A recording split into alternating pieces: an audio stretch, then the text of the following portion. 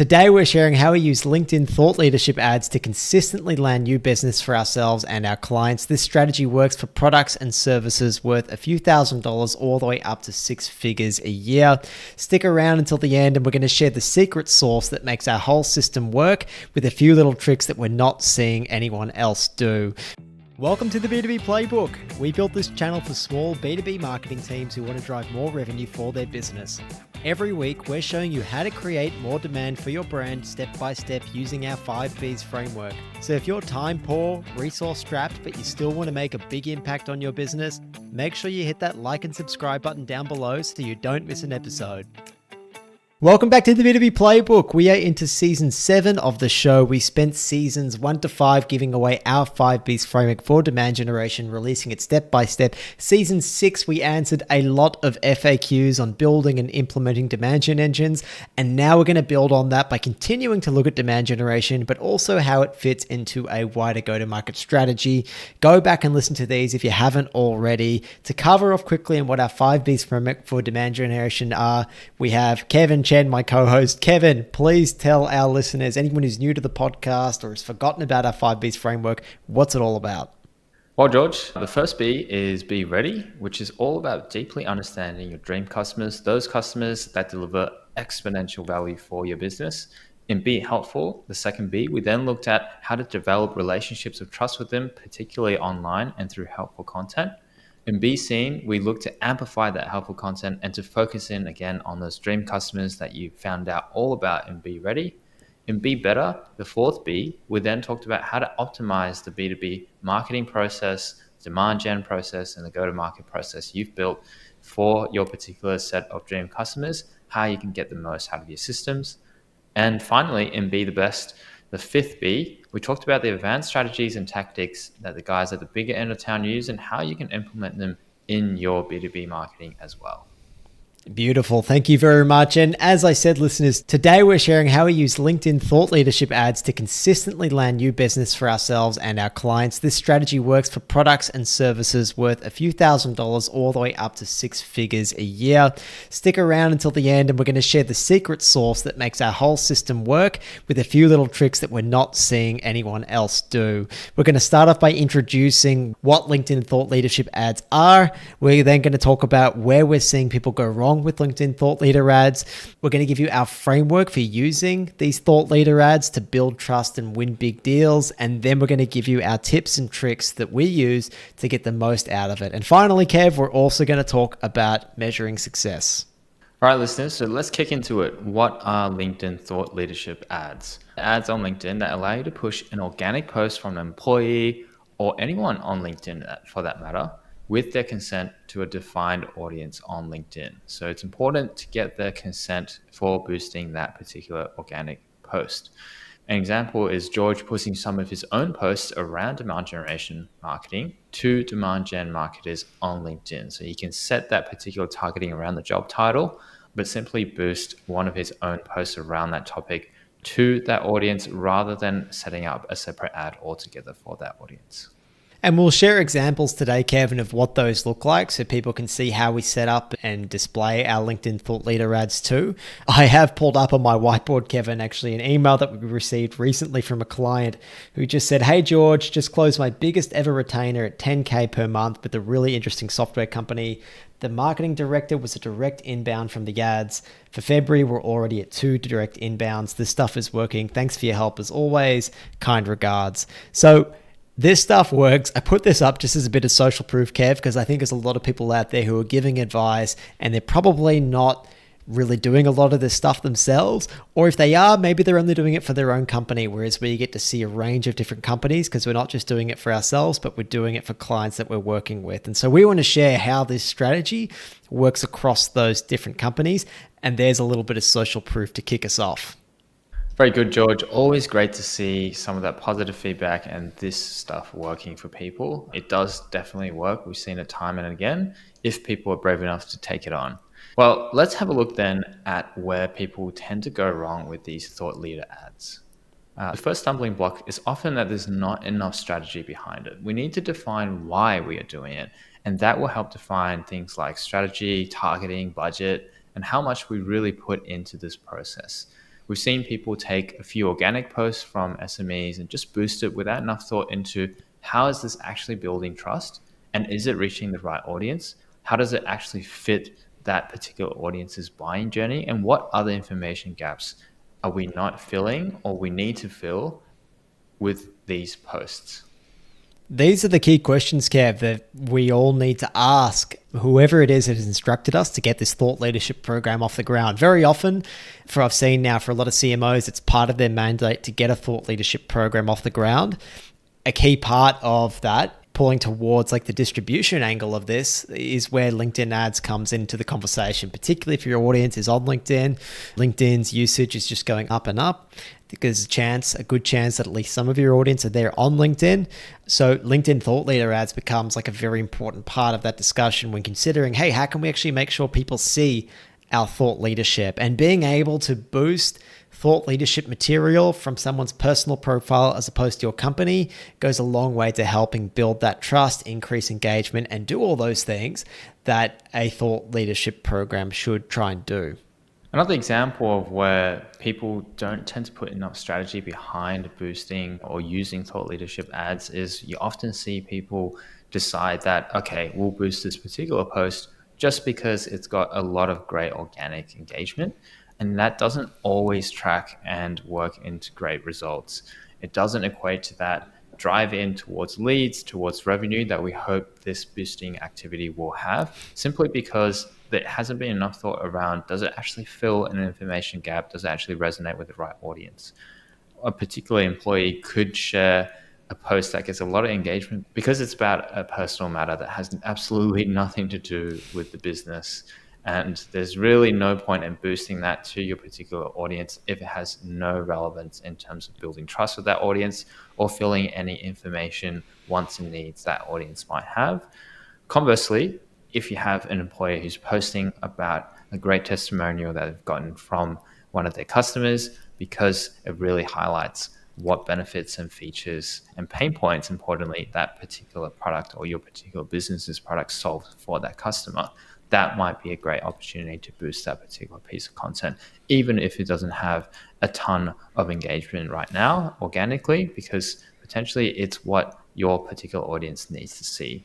It's the information gaps that they need to fill before they consider your business. That's a great point, Kevin. We don't want to chase those vanity metrics. I've seen that twice this week already.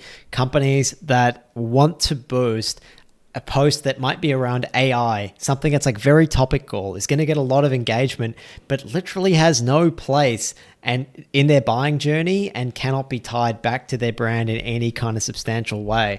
Like awareness for awareness' sake, there's no point to it. If you can't tie it back to your brand, don't do it. There's no point in spending your hard-earned dollars on that kind of messaging.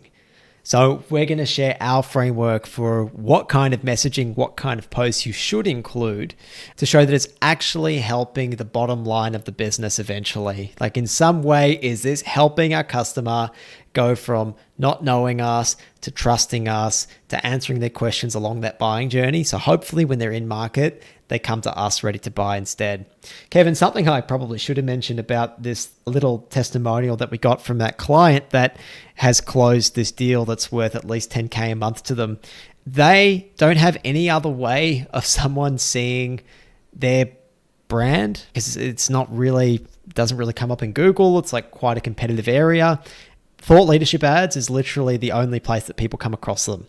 They post on LinkedIn as well, but most of the distribution comes through these thought leadership ads. So it was like the quintessential case study for thought leadership ads, and it's been their biggest driver of business to date. It took some time to get going because people didn't know who this person was and they didn't know who this brand was. But 3 to 4 months in, we started seeing him start to predictably win new deals. And the ROI on this was really significant and is helping them scale their team. Great case study for LinkedIn thought leader ads. Of course, you know, this person's particular audience was on LinkedIn. Otherwise, they wouldn't have worked. But done properly, the returns can be really strong. I think we'll circle back to that point later in the conversation, George. I think it's pretty important to highlight for now that it did take 3 to 6 months for that traction to come in. And in this particular case, it was easy to measure the impact because it was the only channel for distribution for marketing in this particular case. That revenue is easily attributed back to the thought leadership ads, but it's not always going to be the case. 9 times out of 10, you're going to be in a business or working with a business that has multiple channels, that sees measurement as a lot harder. Maybe they have a legacy lead gen program in place that's also muddying the waters in terms of what metrics to look at and how you attribute revenue. Maybe there's a sales team as well. So all those different factors we'll go into talking about when we look at measurement later in the conversation. But just keep in mind that there is a bit of a time lag on this. So you do have to stick to it. You do have to make sure you have that strategy that we talked about earlier, but also stick to it. So that's another stumbling block to watch out for. Yeah, absolutely. And when I shared this win on LinkedIn, Kev, I had a few comments saying, wow, how did you get someone's buy-in so that there was no deals won in the first 3 months of activity? And then I said, look, there's a lot of context around this. First of all, like, we made sure that this particular client wasn't going to work with us until they had their positioning right, their messaging right, that they were completely on board with this strategy, which, to be honest, is just like a good, proper marketing strategy as well. And unless he was reaching someone that already knew him, liked him, and trusted him, and was entering a buying cycle, he was not going to close anyone any sooner than that. We had to start building that trust. We had to get in front of people. We had to get the right information in front of them until they entered that buying cycle. And then at that point, that's where the revenue started flowing. Of course, and we'll get into this in the measurement piece, we were always looking for leading indicators to make us confident that we were on the right track. So we weren't just throwing money down the drain. Very good, George. Always interesting to know the kind of questions and stumbling blocks people come up with. Let's get into our framework then. How do we use LinkedIn ads the right way? Yeah, so Kev, I think it's really important that we look at our overarching demand generation plans. If anyone's watching on YouTube, we always like to bring up this little diagram which shows our 5 Bs pieced together. And it's always split in between shaping demand with future buyers, meaning the 95% of the market that are out of market, not looking to buy right now, and those that are in market, in a buying cycle, looking to buy. Of course, our marketing wants to reach both of those. The key component that you need to do for both future buyers and current buyers, Kev, is our non-negotiable fundamentals that we tell everyone they need to do. And we don't take clients on unless they have this work done properly. And that all comes down to really making sure they've identified and nailed their ideal customer segment and they've aligned across the business on that. So who are your best customers? Have you determined that through like first-hand insights from them, from customer interviews, from insights from sales? Have you adjusted your positioning and messaging to reflect that? And that's something that we had to do with that previous client. We had to update the positioning and messaging based on who their ideal clients were. Have you documented who that ideal customer is? Have you mapped the buying journey and the different questions they have across that buying journey? That educational gap that exists between someone being a prospect and ending up being a paying customer. Once you do that, have you mapped your content to that buying journey? Content is not a waste of time. Content is communication. Communication is what we need if we're going to convince someone that we're the right solution for them. And so content is what we need to do first to help us communicate this as marketers. Because as marketers, we do things on a one-to-many and a one-to-few basis. And content is what allows us to do that. So making sure that we've mapped that buying journey with our content, that we've gone through those 5 stages of awareness and mapped out what that is. And we're going to talk through that in a moment.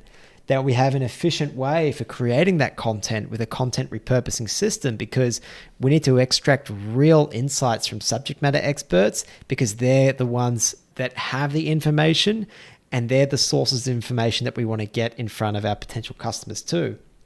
And then it all becomes to making sure that we're distributing this to our ICP. LinkedIn is a fantastic place to find your ICP. If they're there, you can target people on a company basis. There's great overlays as well to make sure that you're really maximizing every dollar that you spend. And that's really where LinkedIn Thought Leader ads come into play, is in this distribution angle. But you've got to do those first 2 stages first. And we like to call them be ready and be helpful. Now, the other key framework that's really important and is quite core to all of this is what we call the 5 stages of awareness. And we're using this framework to consistently land 6-figure deals for clients of ours. Again, you need to do that work on defining your ICP, positioning, and messaging first. And then once you've done that, you want to map your thought leadership content to your 5 stages of awareness. Kev, do you want to take people through what that 5 stages of awareness are? Yeah, of course, George. So the 5 stages of awareness really maps out all the stages in the buying journey, the different stages that a potential customer goes through, moving from a potential customer to then an actual customer. So at the beginning, that first stage is unaware. They're probably not really even aware that they have a problem. To then problem aware, they're aware of that problem that your company potentially solves, but they have no idea what the solutions might be. They have no idea who can provide the solutions. In stage 3, then, they are aware of the solutions that are available to them. Maybe they're starting to get an idea of which one might be the right one for them, but they really need more information around what are their specific needs and what are the benefits and what are the pros and cons for each of those solutions that are available to them. In product aware and most aware, they then start making decisions because they now have all the information in front of them and they just need that little nudge to get them across the line to make that decision, whether that's timing for their budgets to renew, whether that's a particular problem that happens within the business that drives them towards really finding a solution, or something as fickle as a discount code on the main product that or service that they were looking at to solve this problem. Whatever that might be, they're probably in that most aware stage. And what we look at when we look at the 5 stages of awareness in terms of content is, are you covering each of these stages with your content? Are you answering the questions that people might have in each of those different stages in your content so that you can actually walk a potential customer through that journey into your product, into your service, so that they can answer for themselves all the questions that they might have before they make that decision to buy from you in your content. Absolutely. And we encourage you. And what we do is we just have a spreadsheet. And in each column, we have each stage of awareness: unaware, problem aware, solution aware, product aware, most aware. And in a row under each of those, I want you to state what questions do your customers have under each stage? And then what are the key points that you want them to know at that stage? So Kevin, for us, in our own unaware stage, we really want to make marketers realize that they need to start thinking more seriously about how their activities are attached to pipeline. Might not be like directly linked, but we want to say, hey, is what you're doing actually helping impact the business? And so we talk about what are the negative consequences of being the type of marketer who is really disconnected from the business. And we show that, hey, when times get tough, guess what? Marketers are the first to get let go. And we start talking around the problems around driving MQLs without looking at their impact, around the problems of not being properly aligned with sales and that potential impact.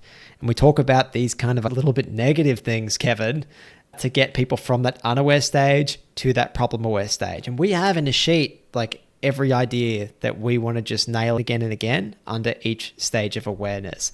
So make sure you go and you do that. And if it's thought leadership, you want to make sure that your thought leaders have posted content that is mapped to these key ideas under every stage of awareness. Then, Kevin, as you have already indicated, our approach is making sure that we use LinkedIn thought leader ads to make sure that people see that thought leadership content. So to cold audiences, to people that haven't really interacted with our brand, that haven't engaged with us, we push unaware, problem aware, and solution aware content. Rationale being, we don't want to serve them or waste money serving them product aware and most aware content yet, because there's a good chance that they're not really in a buying cycle. And if we're just pushing messages around buy now, case study, it probably doesn't mean much to them because they might not even be looking for a solution at this point. So what we do is we send them unaware, problem aware, solution aware content. We make it consumable in platform, and then we're looking for engagement signals to then drag them into a remarketing pool. And then for those warm audiences, brands that have interacted with our brand, we serve them actually content for all 5 stages of awareness. We don't just serve them solution aware, product aware, and most aware. We still serve them the unaware, problem aware stuff. Why is that? We know that the majority of B2B businesses have pretty long buying cycles. People bounce around between different stages of awareness. If they've interacted with our ads previously or interacted with our brand, there's a good chance that, and we overlay our ICP as well, there's a good chance that they could be in market for our services or products one day. And so we need to just keep pushing all that information in the buying journey to them, because people don't follow it in the linear fashion that we all are taught that they do. The funnel is a helpful tool to help us design content, but it's not actually how people work through and evaluate your product. It doesn't happen that neatly. They bounce around between different stages of awareness. One more note on that, listeners, we might also sometimes add a further layer or a second cold layer to say that potentially the customers that end up not engaging again, so potentially they've engaged, they've moved to the warm audience, but they've since dropped off for a little while. We want to still reach those audiences. So it's potentially a re-engagement play, and potentially they move more into a cold awareness layer again, but potentially a little different in terms of frequency and how much we put behind that, just to keep in front of them and make sure that we're still top of mind for that particular audience once they return back into the buying cycle, or the right stage of the buying cycle. The next thing you would look at is how can we target the right audience? We do this mostly with company or contact list uploads. We use the budget size really to determine those company list sizes. If you go into LinkedIn, a lot of this stuff will be indicated in terms of like how likely you are, how big that audience will be, and what your budget will stretch to. So there's a bit of finessing around that. But by and large, the company list size is generally dictated by how much budget you're working for and how much you want to launch into and how quickly you want to launch into it. And then on top of that, we'll overlay with things like job titles to make sure that targeting is right, make sure that company targeting is correct if you are using that, because company targeting with that job title layering is generally better than individual contact targeting, just in terms of match rates and getting in front of the right people and potentially not excluding any that you just happen to not have contact details for. In terms of frequency, Kevin, it's a question I get asked a fair amount, and frequency is how many impressions are we serving to that person over a defined period. We normally like to look over 30 days, and we try to aim for around, especially in the warm layer, around 7 to 10 impressions per month. So you'll see a frequency of normally between 7 and 10. That's getting 10 ads in front of them over a 30-day period. Depending on how far you want to stretch your budget, you could probably reduce that frequency a little bit, but that's generally where we try to get to. Taking into account the fact that just because something's reported on as an impression, it doesn't mean that user actually registered that ad in their brain. We all do a lot of scrolling. There's a good chance that even though something is registered as an impression, that someone isn't actually consuming it. So that's why I think rather than going for 3 or 4, it makes sense to go for more kind of 7 to 10 mark, especially if you've defined your ICP quite well and you're quite sure that they are definitely the right people that you want to be staying in front of.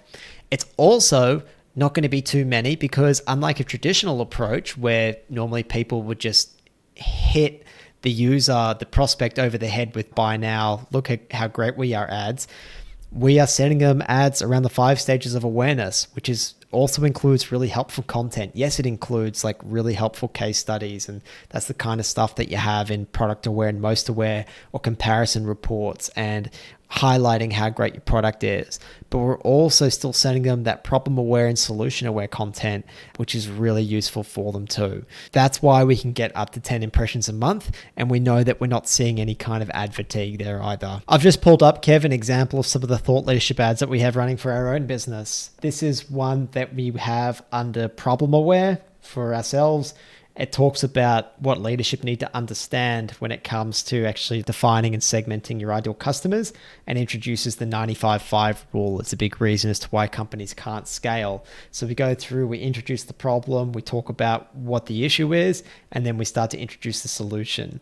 And then what we've done at the end of our post, and Kev, this goes into our tips and tricks component too, is we've actually linked to what is included in the next stage of awareness. So for us, this is very much a problem aware kind of post. And then you can see, if you're watching on YouTube, that I've got links at the end. I've gone back and edited the post, and I've added links to the next stage of awareness and posts that are included in that next stage of awareness. And LinkedIn actually will tell us in its reporting how many people will scroll down and click on that link and then go to your next LinkedIn post. And we're not always directing them to our website. In this, what we generally try to do is direct people to that next LinkedIn post. And so these are kind of like free clicks almost, because what we really want is for people to consume the message, right? They've consumed this message, then they've clicked to go to our next LinkedIn post. We're not going to get charged extra for that. So that person is now going to that next post and they've guided themselves. This is something that is working really, really well for us and really, really well for our clients. We tend to do it more in our unaware, problem-aware, and solution-aware posts for thought leadership ads. We tend to just link to other LinkedIn posts because we figure people are not as far along in their buying journey. They're less likely to want to be directed off the platform. This keeps them on the platform, and allowing them to consume that information through other LinkedIn posts lets them do that. Then for our product-aware and our most-aware ads, that's when we typically push people to our website, to the client's website, with a particular offer in mind. That audit might be a demo, it might be whatever is most relevant to your business, something that's high value for those potential customers and indicates to us that there's some intent there. So that's how we like to use that. Another tip or trick here, Kevin, that we love to use is, look, there's no inbuilt frequency capping on LinkedIn. Frequency is how often a particular person on average will see your ad in a defined period. So a frequency of 5 means that someone saw yours over that period. So they saw your ad 5 times over a 30-day period, if that's the period of time that you're looking at. So LinkedIn don't allow you to do a cap on that, meaning I don't want someone to see my ads more than 5 times over 30 days, whereas other platforms will help you do that. So you can use a tool like Fibbler to help you do this. There's platforms which help you already create some sort of frequency capping. You can also, a little hack workaround that we found was, what you can do is you can create a dynamic list from your company list that you're targeting, and you can use a filter within your LinkedIn ads platform to say, hey, I want to add companies to a list that have seen more than 130 impressions over 30 days. And that list is dynamic. It will add those companies to those lists. If they see more than 130 impressions, they then get added to that list, and then you can add it as an exclusion. So, hey, if a company over the last 30 days gets that many impressions, they'll be added to that list. They're now excluded from that campaign. Therefore, we have a kind of a makeshift frequency capping. It's not perfect. Perhaps something like Fibbler would be better, helping you do it, but that's something else that we wanted to share. We also have another way of using that, of identifying companies that have engaged several times with our ads, and then we want to prioritize them and spend a little bit more of those in the warm layer. And so there's other things that we can do to do that. Another tip here, listeners, is that you should give your customers a reason to post about you and your wins with them. And then you can also boost that, because it's a double whammy. Not only are you using their brand profile and their audiences on LinkedIn, it's also a great form of social proof to push that particular piece of content out to your particular audience without it coming directly from you, in a sense. So we do that with people who post about entering the B2B incubator or the certification. We think it's great to showcase not only the great proactiveness that they're showing on their part to come into a course like ours and to further their own education, but it's also great to show that they'll generally have great results from this incubator process. They'll get great learnings, great results from the work that they do in the incubator. And when they post about it, we'd love to share that with our audience as well. Yeah, it's a really great tactic. And there's always a way that you can, I suppose, position the customer as the hero, not you. So send them an award for doing an amazing job at executing whatever it is your product or service helps them execute. Give them a reason to post on LinkedIn about them. Let them shout out to the world about how great they are, how great they are in front of their colleagues and other people that might be watching them. People often want a way to kind of humble brag, and that's why we're all on LinkedIn as well, is to promote ourselves, to be seen. So think of a reason to give them an award, to get them to post about a big win that you had with them. It works really, really well. Make sure they tag you, make sure they tag your brand in it as well. Something else worth mentioning, Kevin, is with these thought leadership ads, don't just sit there and wait for thought leadership ads to bring you business. This stuff works really well when it's combined with sales. So LinkedIn provides reports on your targeting and how they're engaging, and those list of companies that you're targeting are engaging with your ads. Now, if we have thought leader ads that are really well connected to our buying journey, and that's what that content is related to, then there's a good chance that if someone is engaging with it, that they might be more open to a discussion. So make sure that that list is part of a signal that is synced with sales. And so when a certain engagement threshold is reached, that's an opportunity for sales to get in the front foot and start some kind of conversation. As to what sales do, that's really dependent on your outbound motion. We would recommend the method that we use, which is Adam Mandarevich's cataloging the market. That's something that we're teaching as part of our Chief Revenue School. If you want to learn more about that, we'll link in the show notes or in our article, which will complement this episode, or just Google CRO School and you'll see information from the B2B playbook around that. But it's a very, very efficient method for going outbound and leveraging this information that we're generating from this company list from LinkedIn ads. Now let's talk about measurement. How can we measure success of these LinkedIn thought leader ads? Well, of course, Kevin, we have our own fancy dashboards that we have built. I'm not going to go into those just for the sake of time. We do, of course, run reporting for ourselves, for our clients too, but some things that you want to look for. You want to look for those leading indicators to say, how do we know that we're on the right track with our LinkedIn thought leadership ads? Well, first of all, you want to make sure that you're looking at those engagement reports that LinkedIn give you. Are companies engaging more from your thought leadership program? Are we starting to see them engage actively with your ads? And this report is going to show you that. It's going to show you how many times they've engaged. It's going to show you their dwell time as well. So how long on average they're spending looking at your different ads. You're going to start to see the different engagement rates for different companies, so you can see which ones is it really resonating with versus others.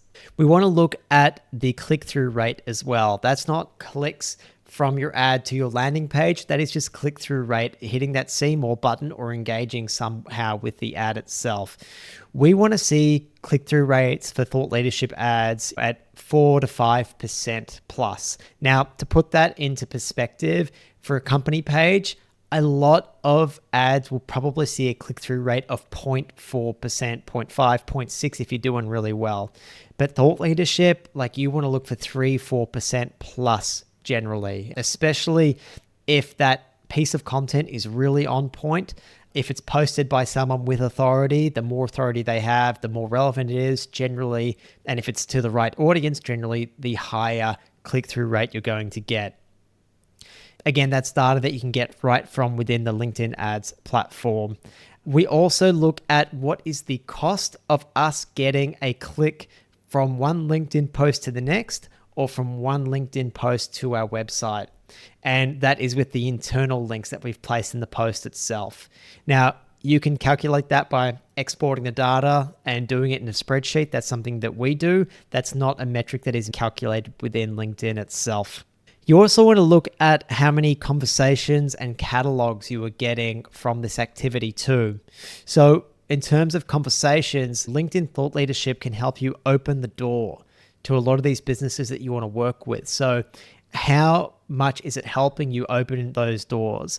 Are those companies that you're speaking with having more recall of your brand because they engaged with your LinkedIn thought leadership ads? Other leading and I guess slightly moving towards sort of lagging indicators, Kevin, is the end goal to push someone towards a more firm action. That might be an audit, a demo, whatever it is that we're really pushing them towards our offer. We want to track how many of those are we starting to get, and we want to see the impact of that too. Now, how many of those you get, of course, really depends on the kind of product or service it is that you're selling. If you're selling an extremely expensive service with a really long sales cycle, then there's a good chance that you're going to need sales to do some real heavy lifting in there for you as well. The cheaper it is, then the higher chance it is that people are happy to guide themselves into your website and submit that request all on their own. We also want to look as a lagging indicator how many opportunities for sales we're helping to generate, how many sales qualified opportunities, and then of course closed won revenue as well. We could probably spend a whole episode, Kevin, talking about the leading and lagging indicators of success, but I think that's a great place for people to get started with LinkedIn ads. All right, listeners, there you have it. That is LinkedIn Thought Leader ads or Thought Leadership ads. Key takeaways for this episode: LinkedIn Thought Leader ads are incredibly powerful and generally have a much higher engagement rate than your regular LinkedIn ads. So it's important to tap into them if you can. Defining your goals and objectives is very important prior to starting, though. Otherwise, you likely won't see the success that you're hoping for. And finally, supercharge your LinkedIn thought leadership ads by enabling sales to outreach to the right companies and catalog them as well. Combine that activity with your sales team activity. Beautiful. Thank you, Kevin. And listeners, if you need help with doing any of that fundamental work that you need to have in place to have a lot of success with your LinkedIn thought leader ads, things like really defining your segments, deeply understanding them, mapping their buying journey, creating content, finding efficient ways to extract insights from your thought leaders, having a content repurposing process, that's something that we teach to you in the B2B Incubator, our demand generation course. You can, of course, find that online. Just search demand generation course. We're normally the first one there on Google.